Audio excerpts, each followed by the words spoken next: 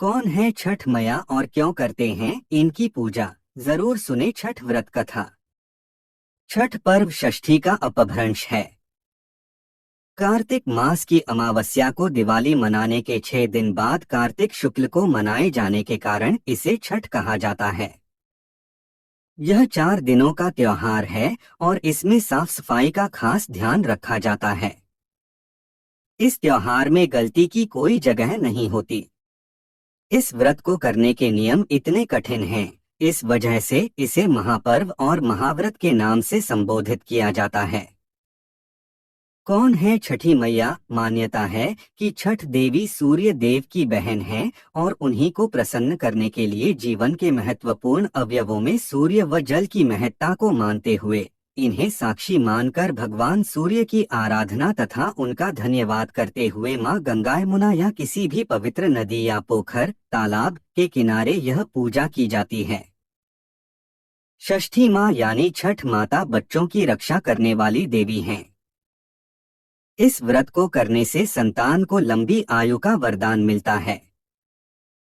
मार्कंडेय पुराण में इस बात का उल्लेख मिलता है कि सृष्टि की अधिष्ठात्री प्रकृति देवी ने अपने आप को 6 भागों में विभाजित किया है। इनके छठे अंश को सर्वश्रेष्ठ मातृ देवी के रूप में जाना जाता है, जो ब्रह्मा की मानस पुत्री हैं। वो बच्चों की रक्षा करने वाली देवी हैं। कार्तिक मास के शुक्ल पक्ष की षष्ठी को इन्हीं देवी की पूजा की जाती है। शिशु के जन्म के 6 दिनों बाद इन्हीं देवी की पूजा की जाती है। इनकी प्रार्थना से बच्चे को स्वास्थ्य, सफलता और दीर्घायु होने का आशीर्वाद मिलता है। पुराणों में इन्हीं देवी का नाम कात्यायनी बताया गया है, जिनकी नवरात्रि की षष्ठी तिथि को पूजा की जाती है। छठ व्रत कथा के अनुसार प्रियव्रत नाम के एक राजा थे। उनकी पत्नी का नाम मालिनी था। दोनों की कोई संतान नहीं थी। इस बात से राजा और उसकी पत्नी बहुत दुखी रहते थे। उन्होंने एक दिन संतान प्राप्ति की इच्छा से महर्षि कश्यप द्वारा पुत्रेष्टि यज्ञ करवाया। इस यज्ञ के फलस्वरूप रानी गर्भवती हो गईं। 9 महीने बाद संतान सुख को प्राप्त करने का समय आया तो रानी को मरा हुआ पुत्र प्राप्त हुआ। इस बात का पता चलने पर राजा को बहुत दुख हुआ। संतान शोक में वह आत्महत्या का मन बना लिया। लेकिन जैसे ही राजा ने आत्महत्या करने की कोशिश की, उनके सामने एक सुंदर देवी प्रकट हुई। देवी ने राजा को कहा कि मैं षष्ठी देवी हूँ।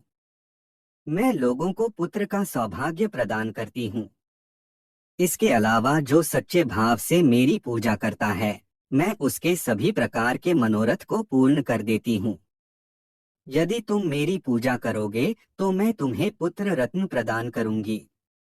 देवी की बातों से प्रभावित होकर राजा ने उनकी आज्ञा का पालन किया।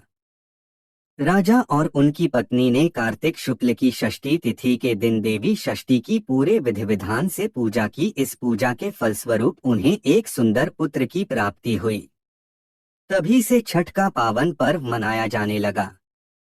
छठ व्रत के संदर्भ में एक अन्य कथा के अनुसार जब पांडव अपना सारा राजपाट जुए में हार गए, तब द्रौपदी ने छठ व्रत रखा। इस व्रत के प्रभाव से उसकी मनोकामनाएं पूरी हुईं तथा पांडवों को राजपाट वापस मिल गया।